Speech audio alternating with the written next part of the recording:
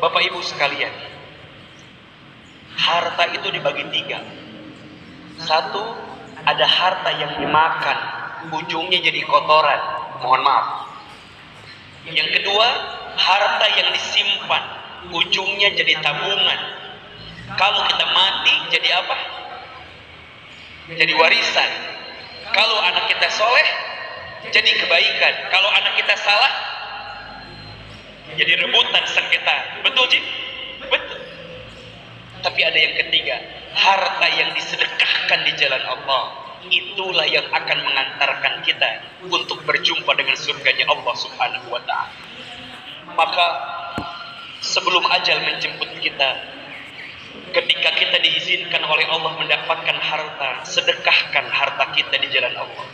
Tidak usah banyak, yang penting secukupnya kita punya bekal untuk kembali kepada Allah. Salah satunya yang harus kita siapkan adalah sedekah jariyah. Sedekah apa? Jariyah. Ustaz, apa itu sedekah jariyah?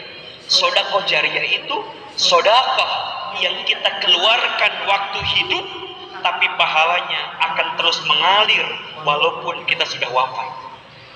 Kenapa bisa Ustaz? Iya, karena sedekahnya dimanfaatkan dalam hidup. Salah satu sedekah yang bisa kita manfaatkan adalah apa? Sedekah Al-Quran, wakaf Al-Quran. Jadi kalau Bapak Ibu punya harta, kemudian harta itu diberikan Al-Quran, kemudian Al-Quran ini dibaca, diberikan kepada santri penghafal Al-Quran, mereka membaca Al-Quran. Ustaz mau tanya, kalau santri yang menghafal Quran, baca Al-Qurannya lama atau sebentar? Sekali atau berkali-kali? Orang kalau menghafal Quran, bacanya sekali atau berkali-kali? Berkali-kali. Maka selama Al-Quran itu dibaca, walaupun kita sudah meninggal, pahalanya mengalir. Kenapa? Karena Al-Quran ini dibaca. Bayangkan, 1 huruf 10 pahala kebaikan. Kalau kita membeli Quran 10, 20, kemudian dibacakan oleh 20 santri, 30 santri, dengan izin Allah, nanti dia jadi dewasa, jadi imam, jadi ustaz, jadi ulama, maka dia menyampaikan pesan Al-Quran yang Qurannya diberikan oleh kita. Alhamdulillah. Maka salah satunya kita bisa berniat sedekah jariyah untuk siapa? Untuk orang tua kita yang sudah meninggal, atau untuk kita sebagai bekal menuju kematian, termasuk untuk anak-anak kita yang mungkin sudah kembali kepada Allah. Ustaz dari kampung dulu, Ustaz, sama saya besar anak yatim. Ayah saya meninggal ketika saya SMP, ibu saya meninggal selepas saya SMK. Saya dapat sekolah di pesantren, kemudian sekolah S1, S2, S3. Semuanya dikasih kesempatan beasiswa dari orang. Ustaz belum sempat berbuat baik sama orang tua karena ditinggal masih kecil. Maka bagaimana caranya Ustaz? Apa yang Ustaz lakukan? Dengan izin Allah hari ini Ustaz berdakwah, berceramah, bertausiah. Ustaz berharap mudah-mudahan apa yang saya sampaikan menjadi hadiah untuk orang tua saya yang ada di alam kubur.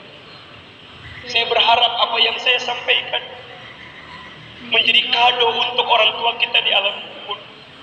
Dan salah satu hadiahnya adalah wakaf Al-Quran.